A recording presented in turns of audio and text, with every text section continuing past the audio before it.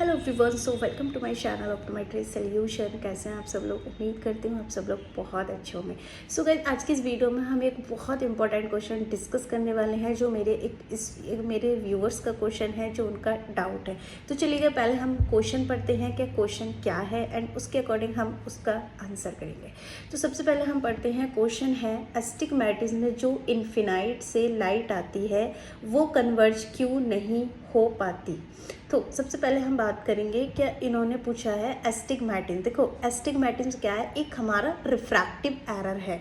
तो इनका क्वेश्चन है कि हमारी जो एस्टिग्मेटिज्म में जो इन्फिनाइट से लाइट आ रही है, मींस हमारी आँख में जब कोई भी लाइट एंटर करती है एंड वो हमारे पर्दे तक पहुंच पाती है, देन उसके बाद ही हम किसी भी चीज़ को विजुलाइज कर पाते हैं या फिर देख पाते हैं। तो इनका क्वेश्चन है जो इन्फिनाइट से लाइट आती है वो कन्वर्ज क्यों नहीं हो पाती। तो सबसे पहले मैं आप बता दूं, देखो लाइट का एक कोई पर्सनल कोई मीडियम नहीं होता। लाइट को हम जिस मीडियम में डालते हैं उसी मीडियम में जाती है। सपोज करो ये हमारी आईबॉल है एंड इन्फिनाइट से जो हमारी लाइट आती है वो पूरा पैरेलल आती है, ना ही हमारा वो कन्वर्ज करती है विदाउट एनी मीडियम। जैसे कोई भी विदाउट किसी भी लेंस को यूज़ करे, हम अगर कोई भी माइनस का या प्लस का लेंस यूज़ नहीं कर रहे हैं तो वो हमारी जो लाइट आती है वो पैरेलल आती है, वो आपका कन्वर्ज नहीं करेगी जब तक कि हम उसमें कोई भी मीडियम यूज़ नहीं करते। तो इसमें इन्होंने यही क्वेश्चन पूछा है कि लाइट आती है वो कन्वर्ज क्यों नहीं हो पाती।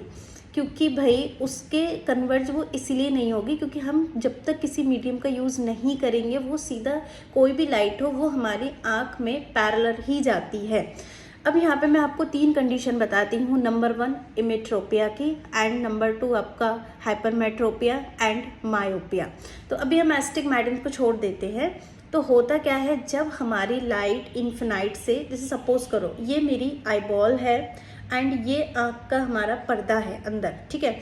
अब ये हमारी लाइट आ रही है तो लाइट हमेशा पैरेलल आएगी।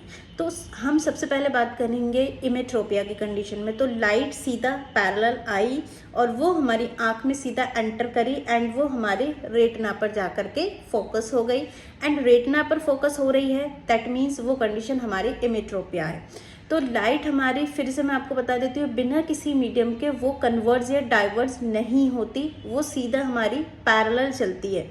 उसके बाद हमारी सेकंड कंडीशन है हाइपरमेट्रोपिया की। हाइपरमेट्रोपिया में क्या हो रहा है कि भाई फिर से वही सेम है, ये हमारे आईबॉल हो गया, ये हमारा पर्दा हो गया एंड यहाँ पे लाइट फिर से पैरेलल आई एंड पैरेलल आने के बाद अभी हमने यहाँ पे कोई भी प्लस का लेंस यूज़ नहीं किया है, तो हमारी जो लाइट है वो सीधा हमारी रेटिना पे फोकस ना हो करके हमारा बिहाइंड द रेटिना फोकस हो गई।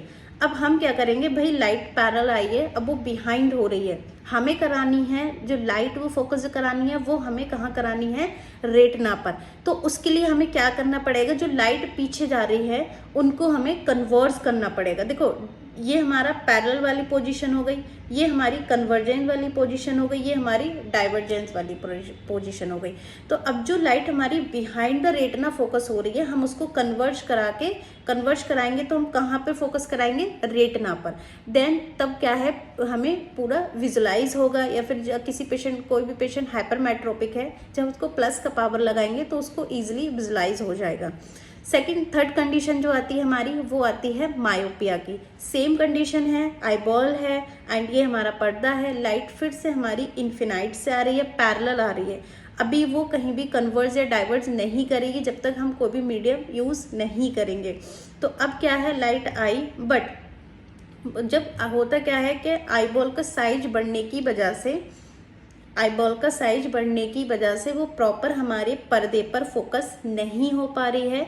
तो उस कंडीशन में क्या करेंगे, हम जो हमारी रेज जो आ रही हैं उनको हम क्या है, डाइवर्स कराएंगे, मीन्स उनको फैलाएंगे और उनको पर्दे तक पहुंचाएंगे। तो ये कंडीशन कब होती है, जब हम माइनस का लेंस यूज़ करते हैं। जैसे आप सभी जानते हैं हाइपरमेट्रोपिया में प्लस का लेंस यूज़ करते हैं एंड मायोपिया में माइनस का लेंस यूज़ करते हैं।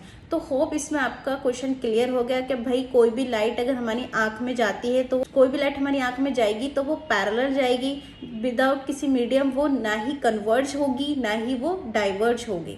तो होप इसमें आपके क्वेश्चन का आंसर मिल गया होगा। एंड अगर इसके रिगार्डिंग आपको कोई भी क्वेश्चन है तो आप मुझे कमेंट कर सकते हैं। Thank you so much for the watching video, like and subscribe.